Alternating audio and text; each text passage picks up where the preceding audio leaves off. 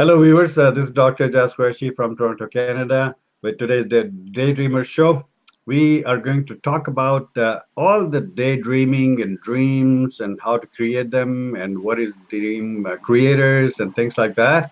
Today, our esteemed guest is Tamara Robeer. She is a speaker, she's a writer, she's an artist, coach, creative business strategist. She likes to define life by choice. She's a founder and CEO at Play, Create, Celebrate, and a documentary photographer at Tamara Robeer, if I can pronounce that name properly. Play, Create, Celebrate, former localization and product manager at Iceberg Interactive, former corporate event planner at ABN AMRO Bank, former junior PR manager at Lighthouse Interactive, former public relation assistant at Grap and Amsterdam, um, uh, Popmusic. Wow, I didn't know that. So now I know, and you know me with me too. She also studied documentary journalism at the Royal Academy of Art. She's a great person, great soul. I've been keeping an eye on her videos and I'm following her as well.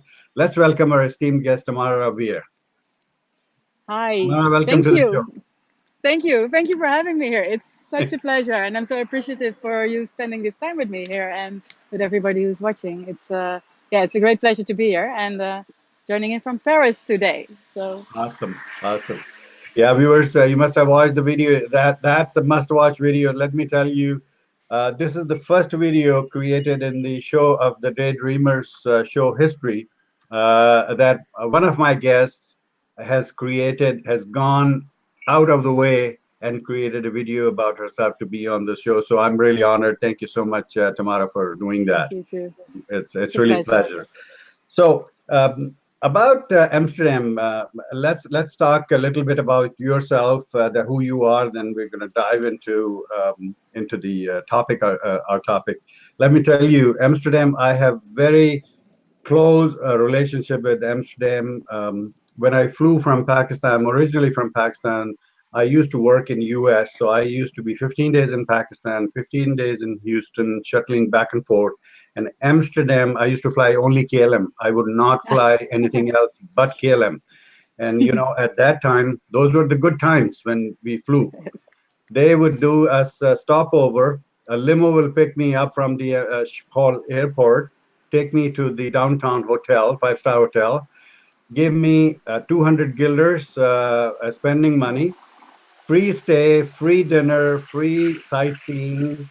Then I would be there 2 nights. They would pick me up again. The limo will pick up and take me to the Schiphol airport for onward flight to US. Both ways. I did Wow, it for 5 years. that is amazing. So you've been to Amsterdam so many times. What a Exactly. luxury. This is Exactly. like the most perfect welcome somebody can get in any given country, and I'm happy to hear that it's in the Netherlands and in Amsterdam. Absolutely. I I miss love flying the city. KLM, and I have flown million miles over KLM. I can say that easily. Yes. And the Yeah, second definitely. time in 2012, I was there in Boxmeer. Ah, yeah, that's So, completely different place. I don't even remember if I've ever absolutely. been there. Countryside, and Germany was like 15 minutes south from my place, and we used to drive to Germany just over the weekend and things like Autobahn, 220 Yes, kilometers an hour on Autobahn.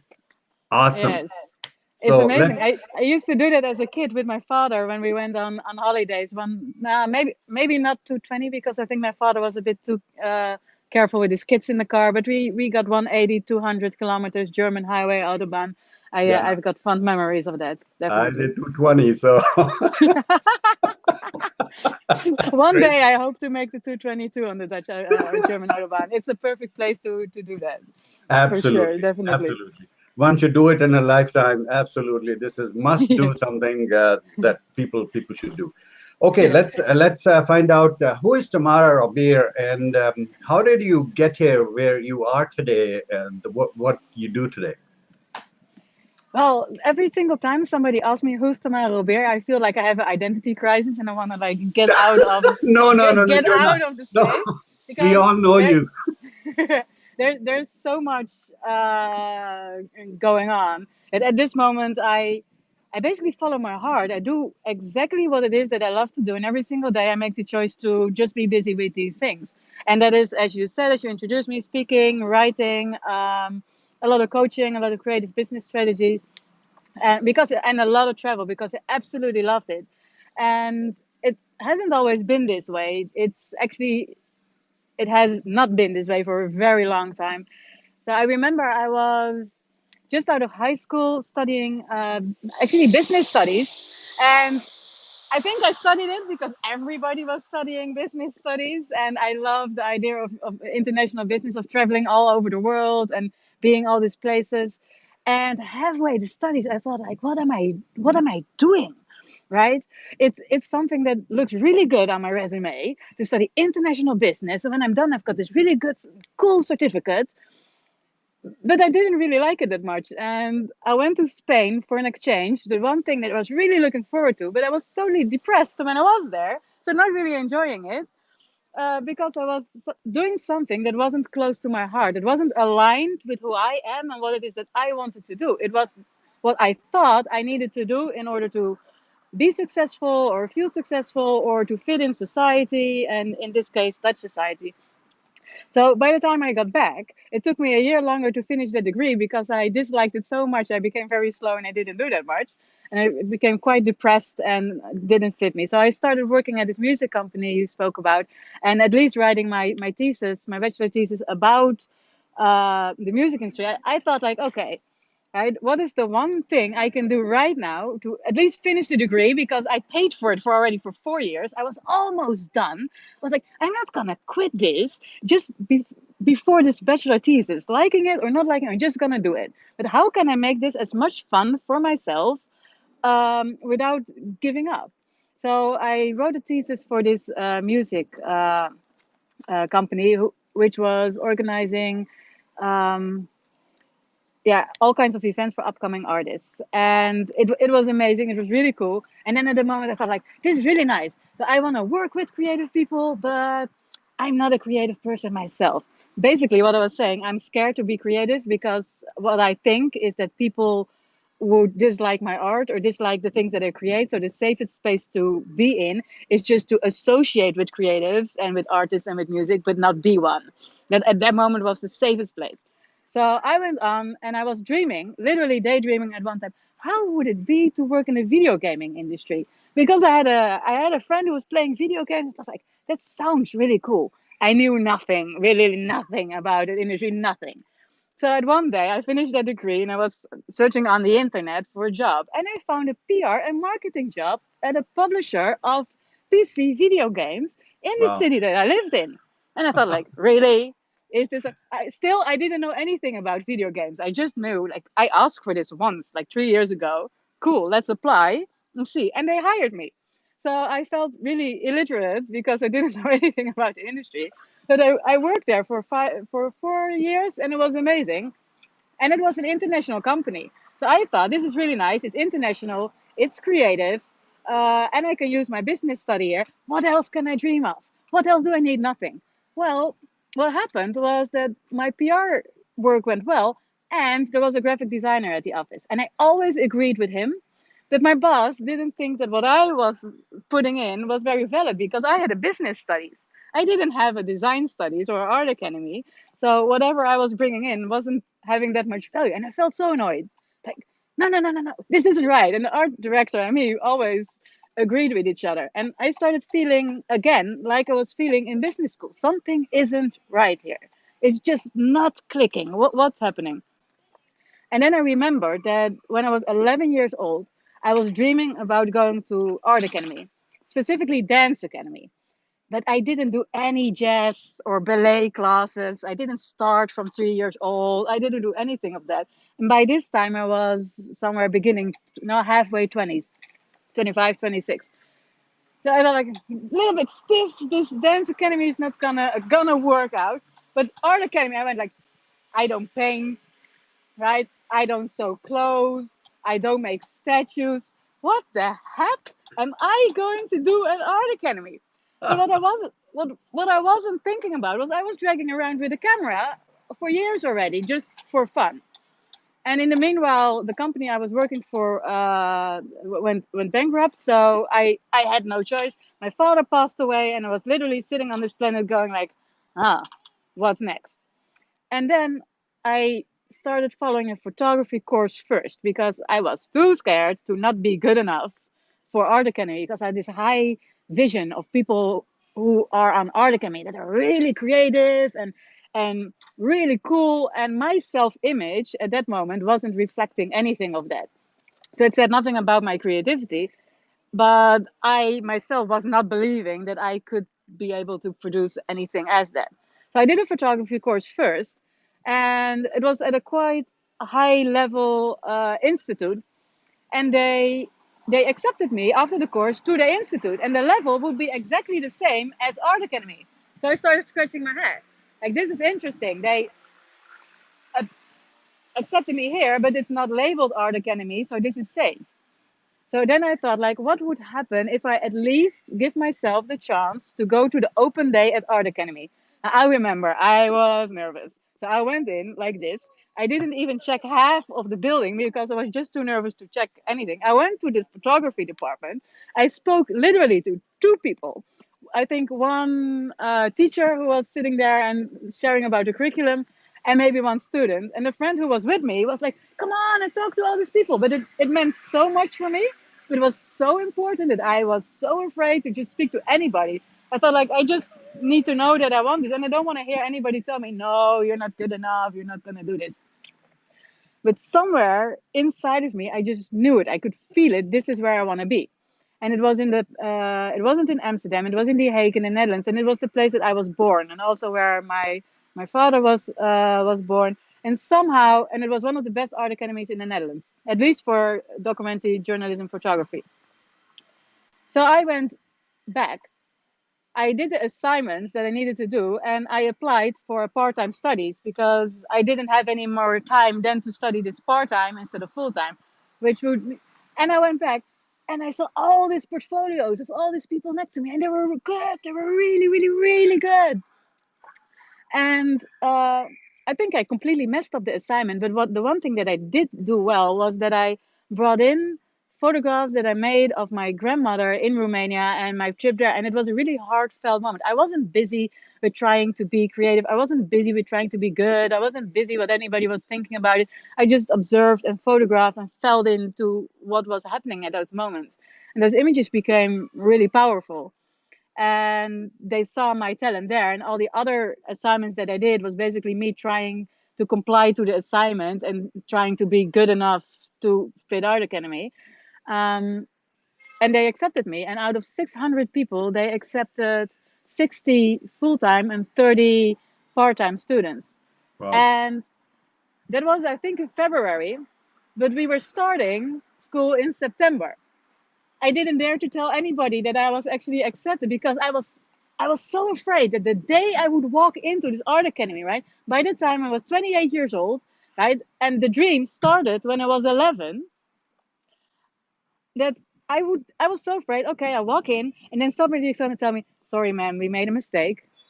Yeah, no, this is not your place. So I kind of practiced saying that I was a photographer in the meanwhile. And my friends started saying, like, you should just tell everybody you're a photographer. And I said, I'm not a photographer. I didn't even start Art Academy yet. And they said, if you don't believe it before it's actually happening, nobody will believe it.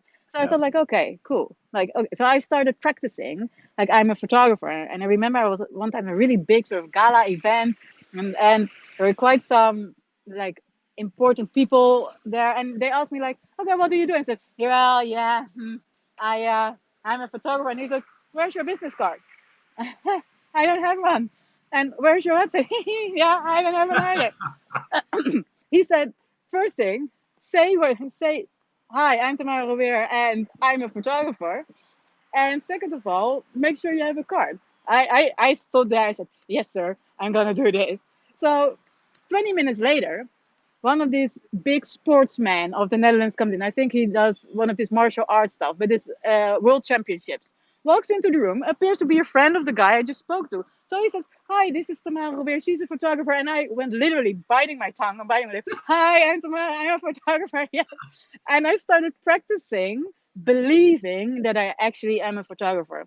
So in the end, I was the only one graduating art academy within 4 years of my class. And from the 30 part-time people we started with, only three in total graduated. So me in 4 years and two others the year later. And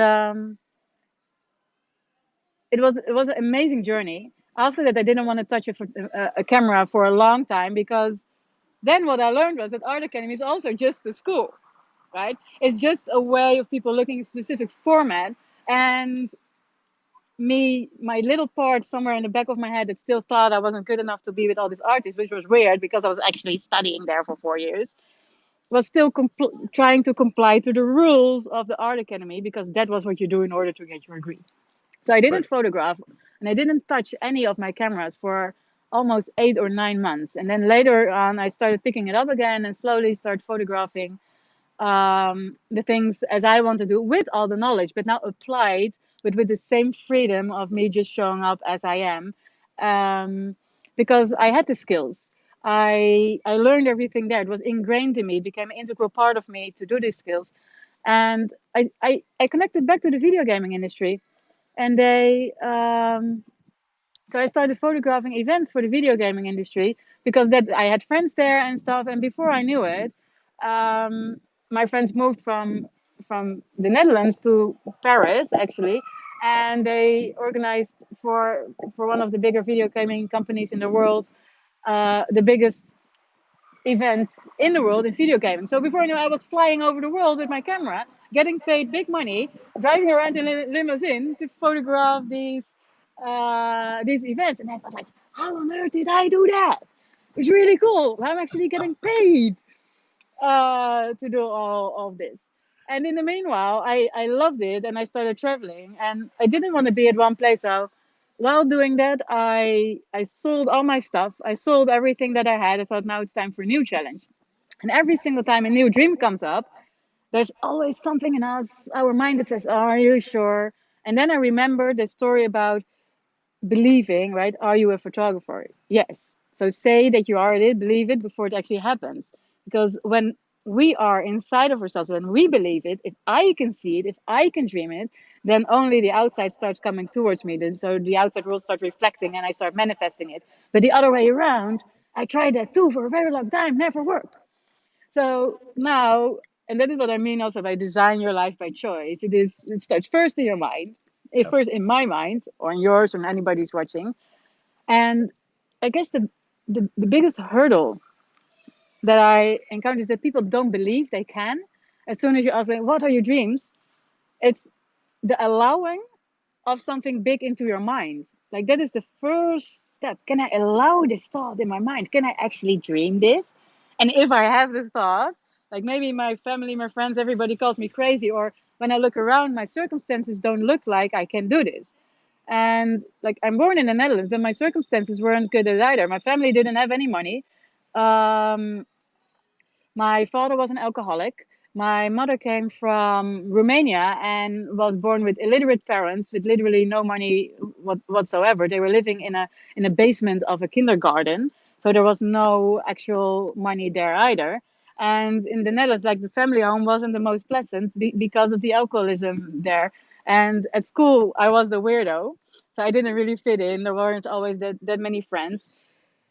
And if I would have complied to my circumstances, I would have never gone where I was. If I would have believed what that's being said to me around me, because from the age of, in the Netherlands, you go to high school from the age of 12 till 18, 16, 18, depending on which level you're having. And everybody told me all kinds of crap, that I couldn't do this, that I couldn't say this, and blah, blah, blah, blah. And in the first, I started believing it, and I was so miserable that I ended me up also, while having done all this cool stuff, with in total about 7 years of very deep depressions, that I was even afraid to get out of my own home. I didn't dare to walk around the corner, and if I did, I ended up at the supermarket. 5 minute walk took me 15 minutes, and I was there, and I felt like, why am I here? Oh, and then I brought bread, and then when I came home, I discovered I needed something completely different. But I was so tired, I went straight to bed. and slept for 6 hours until I woke up again. And that continued for weeks and months and months and months.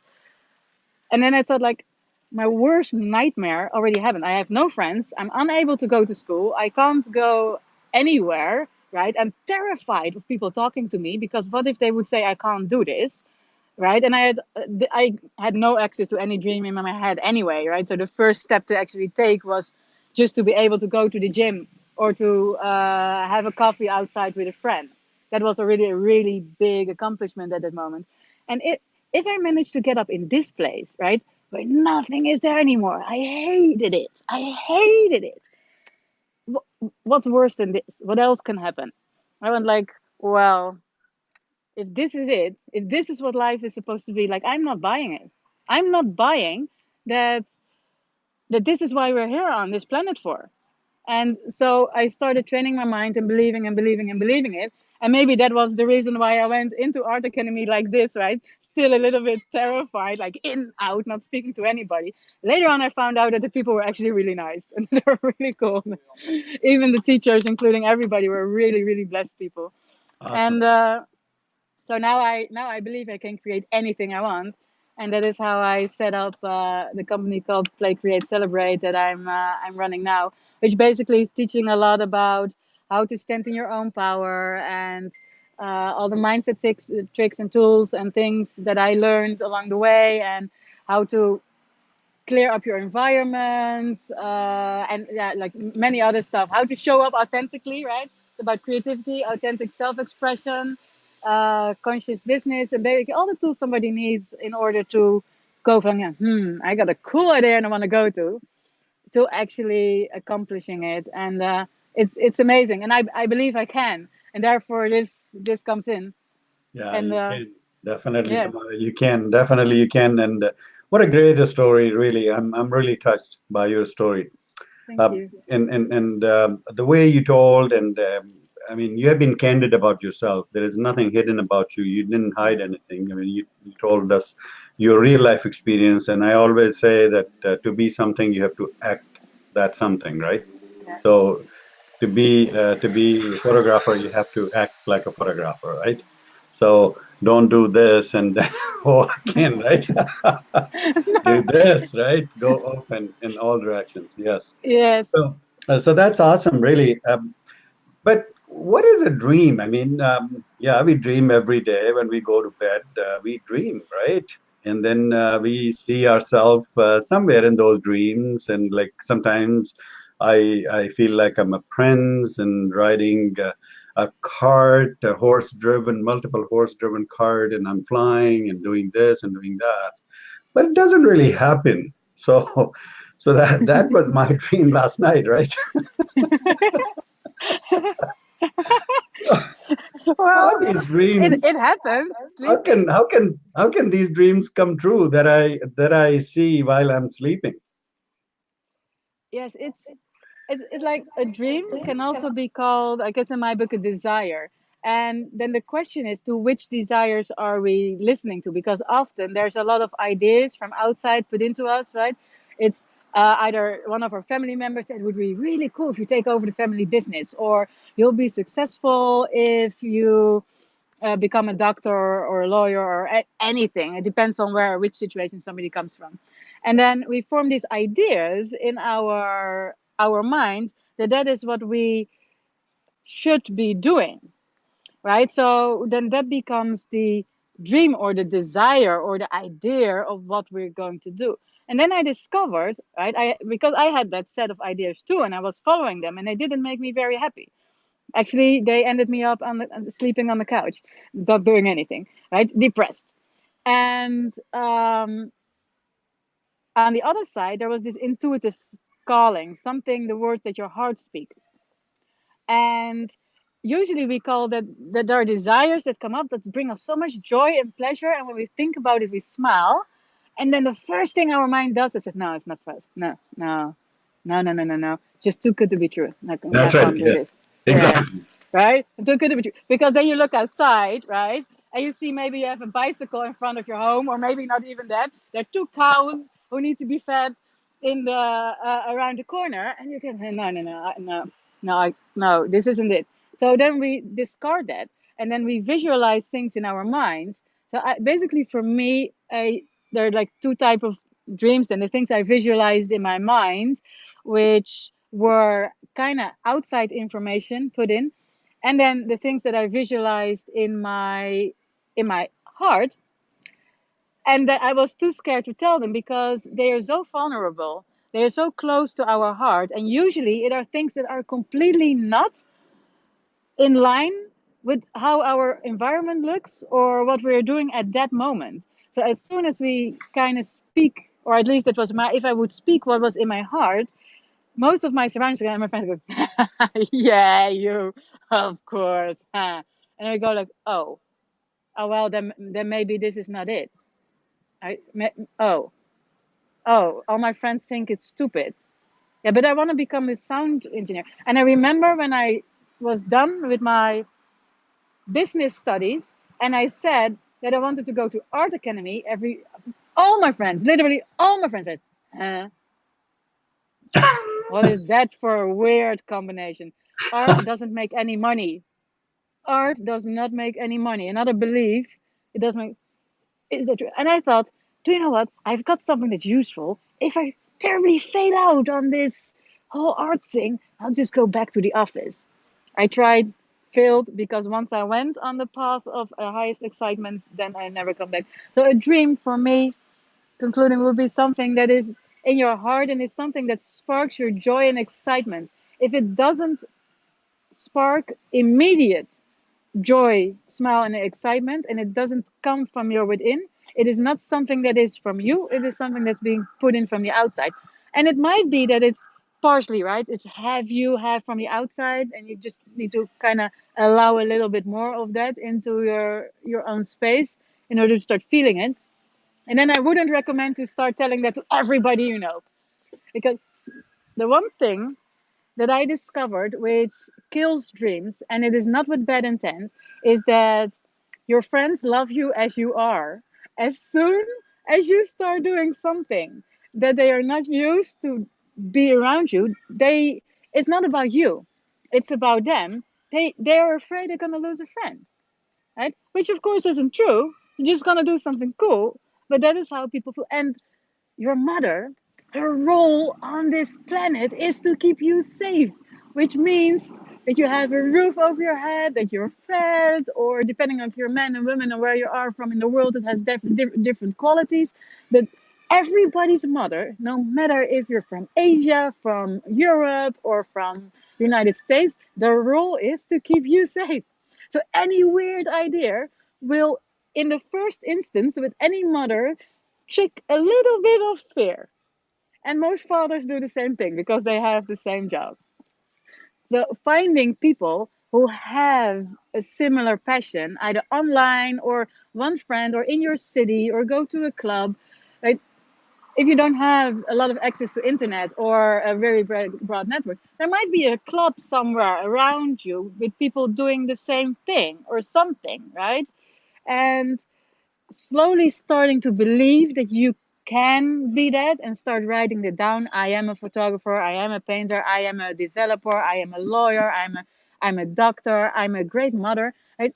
That is also with a dream, we always think, oh wait, I've got a dream right now. So now I need to move to the United States, right? And become some famous actor in Hollywood or have a lot of money. If I realize my dream, I have a lot of money. I don't have money now, so I can't do the dream. That is weird because we are there. How many people are there on this world? We can't all have the same dreams, right? And we start with a small desire, right? Something that is close to you right now. And as soon as we have that, or we accomplished is a sort of weird thing, but we got to the point, then something new comes in. And I discovered dreams we do because, first of all, it triggers our highest excitement. When we become truly happy and excited about what we do, somebody else believes it too. So automatically, without even trying, we become inspirational for somebody else. And by taking that one small dream, a new one unfolds behind it, and a new one unfolds behind it. So it's not that you can get out of these dreams. And They have nothing to do with money. They have nothing to do with status. They also have nothing to do with uh, education or with how many degrees you have. Maybe for a specific dream, a degree can be useful, right? So you might want to go and find a degree or study something to actually obtain that. Yet for a lot of dreams, we don't need that. And a dream is not there to tick off a box on the list of achievements so that family and people around us can tell us that we're good enough. Because I only started realizing these dreams at the moment that I started validating myself. Okay, I am good enough already, right here, right now. My existence on this planet, the fact that I was born, is enough validation to be good enough and to go and aspire. Of course, it takes inspired action, like just sitting and allowing the dreams to come in, right? If that's a choice for you, fine, right? There's no judgment. Everybody can. I've done that too for years, right? Too scared to take action or to go talk to people and get closer to what I want. Laying in the grass somewhere in the sun or in my room because I was afraid to go outside, right? I didn't want to talk to people because they were afraid. And so just dream there. And at that moment, a dream for me simply was to be able to go to a party and have fun, right? And then I went to the party and I sat in the corner and I had fun.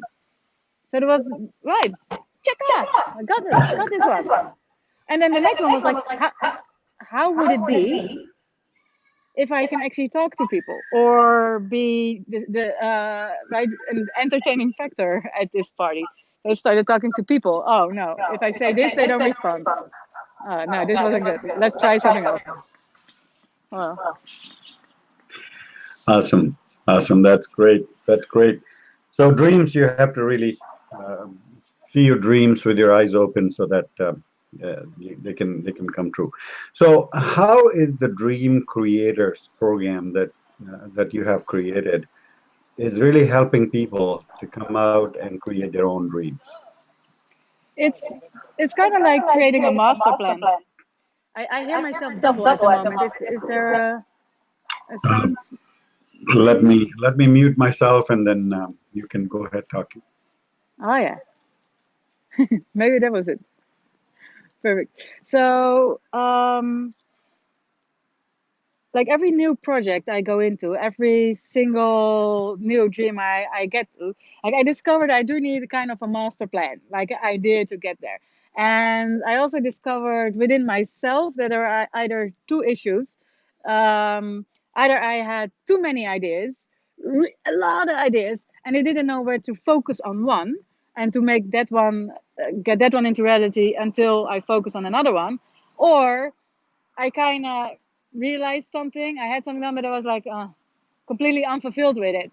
Right? And then the result is there, but it didn't do anything with me. So there was either the passion and the why, the intention of why I was doing it was lacking, or on the other side, I had so many ideas that I wasn't creating any results because I didn't know what to pick. And then I call it like, yeah, it's being in the busy. That means that you're busy constantly with a lot of things. And then 6 months later, when you look back, it's like, what was the result of all the work that I actually did? But we busted our butts off, right? Sweat everywhere, long hours, 12 hours a day, but nothing really accomplished. So the Dream Creators program really starts with the foundations, like what we spoke about, like what is a dream, so that people can actually allow themselves to start feeling what they feel and wanting what they want. Because in order to start a dream, you got to answer the question, what do I want? And it's almost like a curse, the question. It's a taboo. Like, if I want what I want, am I egoistic? If I want what I want, am I like selfish? Um, and so to really start building their confidence and start opening up the possibility to want what you want and to let it into our awareness. And once you let it into awareness, there are a few steps to take in order to create a master plan with a clear vision. If you don't have a focus, if there's not one focus point to go to, then things get shattered and our mind starts trying to get us off track every single time. So without a plan, it's very easy to get lost. We don't necessarily have to know how to get there, but we do need to be able to visualize the results that we want to get out of it, and then stay with the intention. So first of all, getting, where is this desire coming from, right? What is in it for me? And there's also one of these taboo questions. What's in it for me? What do I want? And what am I getting out of this if I create this? And because without a why, right? And even if it's on a bigger scale, if you create something for your close surroundings, or for the society you're living in, or for a specific club, or there's a group of people that you want to inspire with your work, even then, right, if those people get touched by what it is that you do, then for me there's a sense of fulfillment. I love it when people realize their dreams and see that smile on their face. Then I go like, wow, this feels good inside of me, right? That is what I am getting out of this. If I'm not getting anything out of it, I'm not even starting it. So knowing what that is and allowing that to be there, and then creating a full master plan, written out by what you're gonna do, by when you're gonna do it, and what you're gonna, which actions you're gonna take, and how, really how life often tells us that. By taking one step, the new opportunity and the new opportunity goes. As long as we keep our mind on the end goal and the focus, and often we are so hang up on that we think we know how it looks like on the outside, instead of letting opportunity come our way. And there is like things like integrity, for example, saying what you or doing what you said you would do by when you would do it. If your integrity is down, you just make half promises, then life also thinks like, well, you maybe don't want it. So speaking about what is integrity, and I am my word, what I speak is who I am. um, so being really careful about what we speak. Every single time we say to ourselves, no, but I can't do this, even if it's in your head, that is what we're creating. And being able to act independently from our thoughts and our emotions. So there are all these tools and tricks in a very fun and playful way, because I don't believe that all of this is supposed to be hard work. It's another belief. I suppose it's supposed to be fun. And when it excites you, then energy comes automatic. So I also teach a couple of tools how, when we get stuck on a daily basis, or when our energy gets stuck, some movement practices and things that are, in my book, fun. And the people that I teach, you also always find them fun until now, to get us moving from the space where we feel stuck and don't believe it anymore, into a space where we actually get clarity again. So that are really practical tools to use every single day and every single moment, and being stuck, and daily schedules, and rhythms and rituals in order to stay on track. Great, great. So I think anything that we create is really an art, right? Yeah. Because the creation is an art, and creating a dream is definitely an art. And I'm sure that you are teaching how to really create, how to be creative. And unless we become creative, there's nothing that's going to happen, right? Being Yes. sitting on the couch, being introvert, being amongst ourselves, hiding things in our chest, it's not going to help us. We have to get out there, think big to become big, right? Always Yes. think big. So thank you so much. It was really, really great insight into the dreams creators and Thank you. how that works. And I wish you best of luck in that program, because it suddenly touched my heart, and I really had a desire to talk to you, bring you on my show when we got introduced. Yeah. Because when I saw you talking about dreams, and I also talk about dreams and things like that, and this was my dream to run a show and do interview people, to talk to people, bring them as a guest on my show, and that's how I created this the Daydreamer show, and it's all about daydreaming. You want to make it Yeah. happen, you got to always dream with your open eyes open, and Yes. that will become definitely a reality, no matter And what. I mean, yeah. it's okay. You will get and there. Yeah, and things I will. and I'm yeah, I'm the living proof of it. And the one thing that I'm incredibly proud of is that on the outside, nobody can see all the so-called shit I went through. They all think that things come very easily for me. And at the moment that people started seeing that, I felt like, I did really, really, really, really, really well if it looks this easy. Absolutely, you did. Yeah. And when it comes to creation, one thing that people forget is that we cannot do anything else as human beings than create, right? We are created from life source energy. So if you're sitting on the couch doing nothing and complaining in your head, that is a creation too. So where do we choose to focus our attention? Where your attention goes, energy flows. And the moment we start focusing on something that we want, that excites us, a lot of the problems often fall away. You don't even have to solve them. Often the things that we think are in our way, 80% falls away automatically simply by directing our attention from what we don't want to what we do want and actively practicing to keep it there.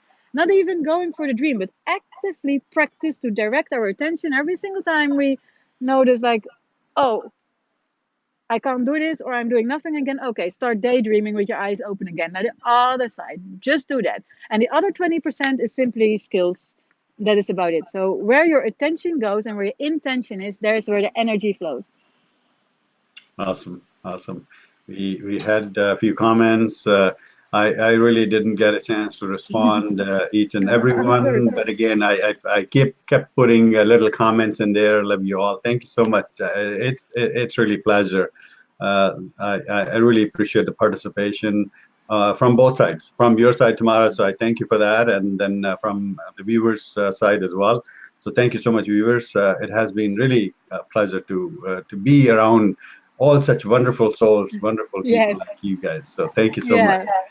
So Tamara, we are coming to our end of this show today, and I really personally, on behalf of myself, the Daydreamer Show, on behalf of my viewers and followers and friends and everyone else who is going to watch this show afterwards, I thank you for your time and passion, and I'm really touched. I'm really touched by the energy that you have, the passion that you have for making your dreams come true, and wish you best of luck in your life and career and everything else. Thank you so much. Thank you so much too, and I'm incredibly appreciative for you having me here, for giving me this platform and space and opportunity, and for everybody watching. Because without the viewers and everybody who's watching this right now or later on, the show wouldn't exist either. And yes, this is together, all of us together create a positive force field for other people and dreams to come true. So I hope we've been able to inspire people to think a bit bigger than that they are right now, and to allow the opportunity to want what they want. Awesome. That's great. Mhm. Can I request you one thing, Tamara? Normally, Yes. I end the show. I feel like requesting you to end the show. So let's see. Whew. Mm, I'll put you solo and bye from my side, viewers. Thank you so much for being with me. Tamara is going to end the show. There you go. oh wow, ending a show. This is cool. Now I'm suddenly getting totally nervous. So let me check in on what it is that I'm gonna do. So actually honor the closing of the Daydreamers show. Um, so well, first of all, thank you all for watching. And if there's one thing that you could do, one thing that you could dream right now, and one action you could take right now in order to make yourself smile a little bit more, what would it be? It could have been just as small as sip a cup of your favorite coffee or tea, or maybe journal something down, or write down maybe that one idea you have in your head which you've never ever ever told anybody. Write it down on a little note, right? I want, and then you write down what it is and put a date next to it. Then fold the note, put it in your pocket or in your wallet. Don't tell anybody what it is, but keep on believing it and keep on dreaming it every single day. And then see what happens for the rest of your life. Thank you for watching.